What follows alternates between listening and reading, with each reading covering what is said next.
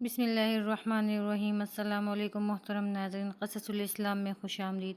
آج ہم آپ کو ایک دلچسپ اور شاندار کہانی سنانے جا رہے ہیں جس کا تعلق لبنان کے شہر طرابلس سے ہے۔ طرابلس کو تاریخ میں بڑی اہمیت حاصل ہے اور یہاں کئی بادشاہوں، حکمرانوں اور شاندار شخصیات نے اپنا دور گزارا ہے۔ آج کی کہانی طرابلس کی ایک ایسی شہزادی کی ہے جس کا نام سن کر ہر کوئی حیران ہو جائے گا۔ طرابلس ایک تاریخی شہر ہے جو کہ موجودہ لبنان میں واقع ہے۔ یہ شہر اپنی خوبصورتی، ثقافت اور قدیم روایات کی وجہ سے مشہور ہے۔ ماضی میں یہ شہر اسلامی حکومت کا ایک اہم مرکز رہا ہے اور یہاں مختلف اسلامی حکمرانوں نے اپنا اقتدار قائم کیا۔ طرابلس کی کہانیوں میں ہمیں ایک ایسی شہزادی کا تذکرہ ملتا ہے جس کی شجاعت، خوبصورتی اور ذہانت کی مثالیں دی جاتی تھیں۔ کہانی کا آغاز ایک وقت سے ہوتا ہے جب طرابلس ایک اسلامی حکمرانی کے زیر سایہ تھا۔ اس دور میں شہر میں ایک شہزادی رہتی تھی جس کی خوبصورتی اور ذہانت کی مثالیں دی جاتی تھیں۔ اس کا نام زینب تھا۔ زینب نہ صرف ایک خوبصورت شہزادی تھی بلکہ وہ علم و دانش میں بھی ماہر تھی۔ وہ اپنے والد کے ساتھ حکومت کے امور میں دلچسپی لیتی تھی اور اپنے لوگوں کے حالات سے بخوبی واقف تھی۔ زینب کو طرابلس کے لوگوں سے بے حد محبت تھی اور جب بھی شہر پر کوئی مشکل آتی وہ ہمیشہ اپنے لوگوں کے ساتھ کھڑی رہتی۔ ایک بار جب طرابلس پر دشمنوں نے حملہ کیا تو زینب نے اپنی بہادری اور حکمت سے اس حملے کا مقابلہ کیا۔ وہ خود میدان میں آئی اور اپنی قیادت میں شہر کے لوگوں کو منظم کیا۔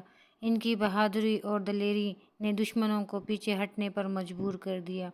زینب کی شجاعت نے طرابلس کے لوگوں کو اعتماد بخشا اور انہوں نے اپنے شہر کو بچا لیا۔ طرابلس میں حالات اور دشمنوں کے حملے طرابلس اپنی تجارتی اور جغرافیائی حیثیت کی وجہ سے ہمیشہ سے مختلف حملہ آوروں کے نشانے پر رہا۔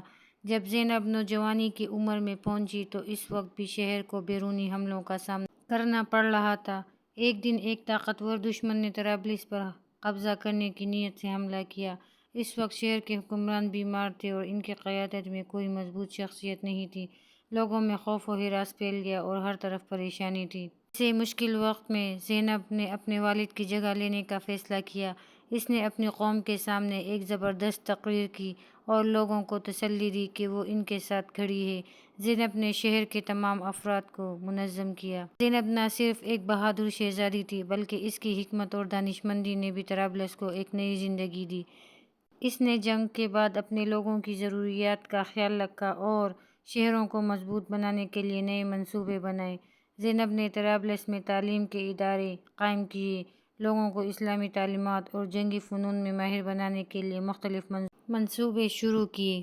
ایک دن طرابلس کے حکمران کو اس کی شہزادی کے لیے ایک دولت مند اور طاقتور بادشاہ کی طرف سے رشتہ آیا۔ وہ بادشاہ شہزادی کی خوبصورتی اور شہرت کی وجہ سے اسے اپنی ملکہ بنانا چاہتا تھا، لیکن شہزادی نے اس رشتے کو قبول کرنے سے انکار کر دیا۔ جب اس کے والد نے پوچھا کہ وہ کیوں اس رشتے کو قبول نہیں کر رہی تو شہزادی نے جواب دیا، میرا دل دنیا کے مال و دولت میں نہیں لگا، میرا مقصد صرف اللہ کی رضا اور اس کی محبت حاصل کرنا ہے۔ شہزادی نے اپنے والد سے کہا کہ وہ اس بات کو سمجھیں کہ دنیاوی مال و دولت اور طاقت سب عارضی ہیں اور حقیقی کامیابی اللہ کے قریب ہونے میں ہے۔ اس کے بعد شہزادی نے اللہ سے دعا کی کہ وہ اس کی زندگی میں سکون اور اللہ کی رضا عطا کرے۔ اس کی شہزادی نے ساری زندگی اللہ کی عبادت میں گزاری اور ہمیشہ اس کے احکام کی پیروی کی۔ آج طرابلس میں زینب کو ایک عظیم شہزادی کے طور پر یاد کیا جاتا ہے جس نے اپنے شہر کو دشمنوں سے محفوظ رکھا اور اسے ترقی کے راستے پر گامزن کیا۔ زینب کی کہانی ہمیں یہ سکھاتی ہے کہ اپنے لوگوں کے لیے دیانتداری، بہادری اور محبت کا جذبہ ایک لیڈر کے لیے کتنا اہم ہوتا ہے۔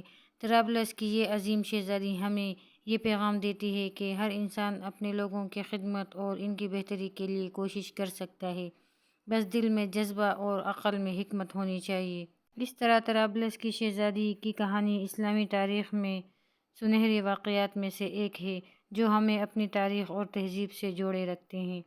اگر آپ کو ہماری آج کی ویڈیو پسند آئی ہو تو براہ کرم ہمارے چینل کو سبسکرائب کیجیے گا اور اس کہانی کو آگے شیئر کیجیے گا تاکہ آپ کے دوست و احباب بھی اس سے مستفید ہو سکیں۔ جزاک اللہ خیر۔